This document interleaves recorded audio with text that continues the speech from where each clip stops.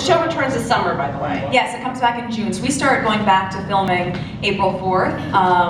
So I can't wait to have my Suits family back with me. It's been a while. We've been on hiatus for a couple months. Yeah, it must be so hard going to work with those two ugly, ugly dudes. It's a tough job. I hope about Amanda Ray's every year.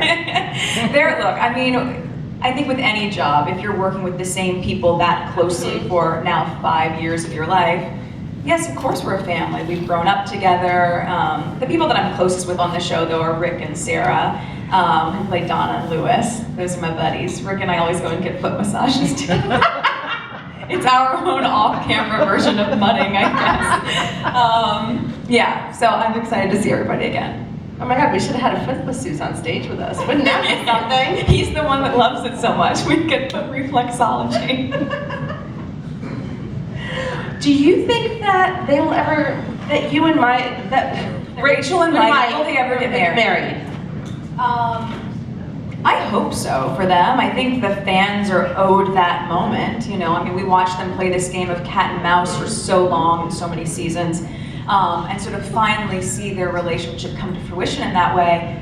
Look, it would be worth it. That wasn't the original ending, though, what we ended with at season 5. In the scripted version, they got married. Really? And then when that script came out, the first draft of it, myself and Gabriel both had a very guttural response to it. And Aaron Korsh, our creator, was on his flight from LA. I called him and left him a voicemail saying, I know we're shooting this in 4 days, but like, I don't think this makes sense. Why would they get married like this? Before he goes to prison. And so he changed it. Well, it was actually interesting. I read a Q&A with him, with the creator, and with Aaron, and he said that initially, I think Mike was supposed to go to prison in season 1, at the end of season 1. Well, you know more than I do. I didn't know that. So I was like, oh, that's interesting. Like, yeah. That would have, like, the show would have, you know, been completely different. Yeah, I mean, Aaron is so talented, and he's also so hands-on, and to be able to be on a show this far into it, where he is that committed to making sure it really has an air of authenticity, he'll be one of the first people to say it. He can create that world for us, but we've each individually been living our characters, so we're gonna see it through a different scope, and he's always open to hearing our point of view on that. And he even said himself, he couldn't decide if he wanted Mike and Rachel to be married or not at that point. So he had been waffling and then ended up changing it. I'm really happy that he did.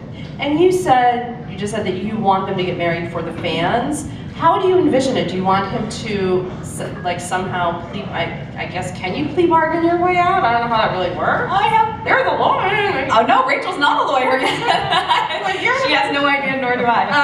No, I don't know. I mean, I don't know how it's going to play out because, of course, with Mike in prison now, Rachel's world opens up in a very different way. I mean, one of the first things I said to Aaron was, oh no, does this mean Logan Sanders is coming back? Because the fans got so mean when that happened. I mean, people didn't want to see Rachel misstep. She has been a moral compass so much on the show, so that was a really big problem for a lot of fans, and I understand that, but with that said, she's human, and I think if Mike is away at prison, we want to trust that their love can endure that, but she's going to have a lot of other catalysts in her life now that might rock the boat. And do you have any idea of what's coming up, or not until the first table read? I have a sense of what's happening in the first episode, which I cannot tell you anything of. I'm so sorry. I always try to like get people a little bit, spill a little, and they, you know, everyone's been so well trained at this point. We are well trained, but I think what's good about that is if you get everyone to spill just a little bit, you can connect all the dots, and then you'll have the whole story. So it's worth spilling the fake story. Right, true. We're not that deceptive. No, we're not that good. So I do know what's happening in that first episode, and it's really going to introduce that world of Mike's new life in prison, what happens with the firm, and then of course, you know, how they're going to get out of this. And what of yourself do you see in Rachel? Are there any qualities of yourself that you've infused into her? Well, I mean, she's a foodie now because they knew that was very important to me, and but no, in terms of actual characteristics, we're both incredibly ambitious, and I do appreciate that we're both very strong-willed and trying to, as most women are, you know, finding the balance between career and life, relationship, all of that. So I appreciate how Rachel handles that, and I see a commonality with us there. I don't cry as much as Rachel does. I don't think anyone does.